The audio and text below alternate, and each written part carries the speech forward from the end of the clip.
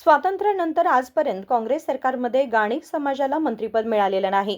मुख्यमंत्री डी.के. शिवकुमार यांच्या मंत्रिमंडळात अथणीचे आमदार लक्ष्मण सवदी यांना मंत्रिपद द्यावे अशी मागणी बेळगाव जिल्हा गाणिक संघाचे अध्यक्ष रमेश उटगी यांनी केली. सोमवारी बेळगाव येथे पत्रकार परिषदेत ते बोलत होते. राज्यात लिंगायत गाणिक, कलशेट्टी गाणिक, देव गाणिक अशा पंथातील मिळून सुमारे 40 लाखांहून अधिक लोकसंख्या असलेला गाणिक समाज मोठा असल्याचे त्यांनी सांगितले. ಪತ್ರಿಕಾಗೋಷ್ಠಿಯನ್ನು ನಡೆಸುವಂಥ ರಮೇಶ್ ಕರಿಯಪ್ಪ ಉಟಗಿ ಬೆಳಗಾವಿ ಗಾಣಿಗ ಜಿಲ್ಲಾ ಅಧ್ಯಕ್ಷರು. ಇವತ್ತಿನ ದಿನ ಎಲ್ಲ ಪತ್ರಿಕೆ ಮಾಧ್ಯಮದವರಿಗೆ, ಟಿ ವಿ ಮಾಧ್ಯಮದವರಿಗೆ ನಾನು ಅವರಲ್ಲೇ ಇವತ್ತಿನ ಮಾಧ್ಯಮ ಮುಖಾಂತರ ತಮ್ಮಲ್ಲೇ ಸ್ವಾಗತವನ್ನು ಕೋರುತ್ತೇನೆ. ಅದರ ಜೊತೆಗೆ ನಮ್ಮ ವೇದಿಕೆ ಮೇಲಿದ್ದ ನಮ್ಮ ಗಾಣಿಗ ಸಮಾಜದ ಬೆಳಗಾವಿ ಜಿಲ್ಲೆಯ ತಾಲೂಕಿನ ಅಧ್ಯಕ್ಷರೇ ಮತ್ತು ನಮ್ಮ ಸಮಾಜದ ಬಾಂಧವರೇ, ಇವತ್ತು ಬೆಳಗಾವಿ ಜಿಲ್ಲೆಯಿಂದ ವಿಶೇಷವಾಗಿ ಪತ್ರಿಕಾಗೋಷ್ಠಿ ಮಾಡುವುದೇನೆಂದರೆ,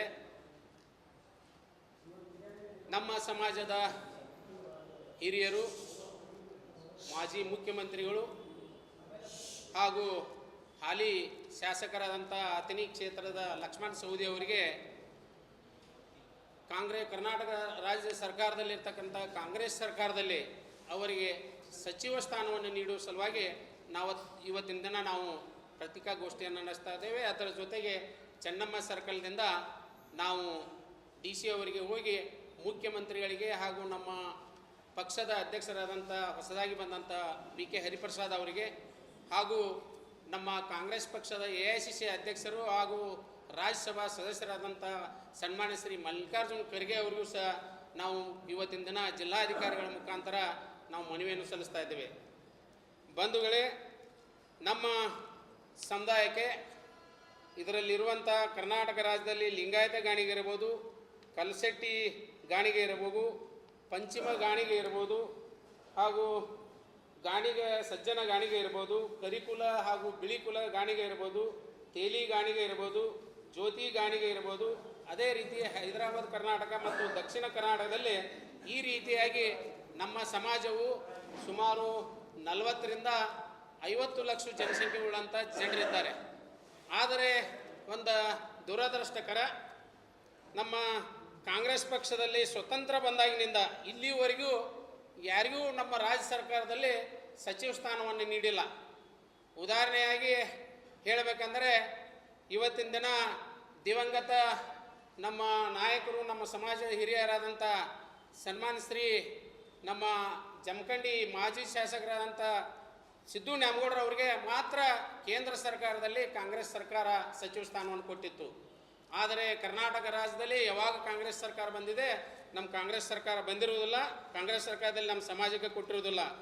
ಆದ್ದರಿಂದ ನಮ್ಮದು ಒಂದೇ ವಿನಂತಿ, ಸ್ವತಂತ್ರ ಬಂದಾಗಿನಿಂದ ಈವರೆಗೆ ಕಾಂಗ್ರೆಸ್ ಪಕ್ಷದಲ್ಲಿ ನಮ್ಮ ಸಮಾಜಕ್ಕೆ ಯಾವುದೇ ರೀತಿಯಿಂದ ಒಂದು ಸಚಿವ ಸ್ಥಾನವೂ ಸಹ ಕೊಟ್ಟಿಲ್ಲ. ಮುಂಬರುವ ಸಚಿವ ಸಂಪುಟದಲ್ಲಿ ವಿಸ್ತರಣೆ ಆಗುವ ಸಂದರ್ಭ ಇದೆ.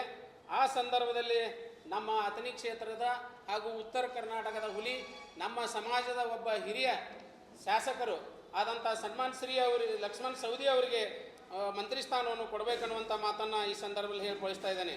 ನಮ್ಮ ಸಮಾಜಕ್ಕೆ ಸಚಿವ ಸ್ಥಾನ ನೀಡದಿದ್ದರೆ ಮುಂಬರುವ ದಿನಗಳಲ್ಲಿ ನಮ್ಮ ಸಮಾಜದ ಪೂರಕವಾದ ನಿಟ್ಟಿನಲ್ಲಿ ನಾವು ಸಮಾಜದ ಹಿರಿಯರು ಕೂಡಿಕೊಂಡು ಒಂದು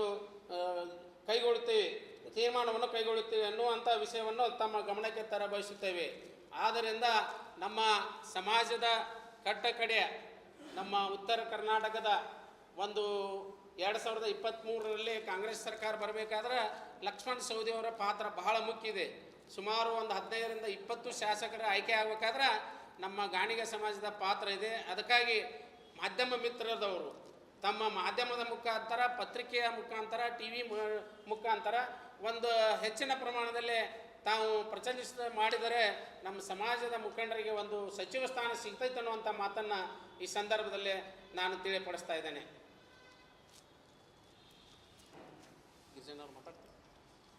यावेळी प्रकाश बाळेकुंद्री, महादेव सिद्धण्णवर आदी उपस्थित होते.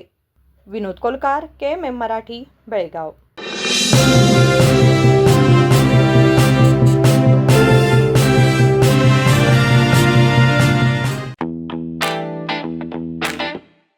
American,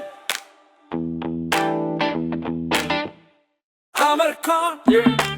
American collection में आओ, नई वैरायटी यहाँ पाओ, सबके लिए कपड़े हैं खास, American में खुशियाँ हैं पास, American, American. अमरकॉन कलेक्शन, खड़े बाजार, बेलगाम।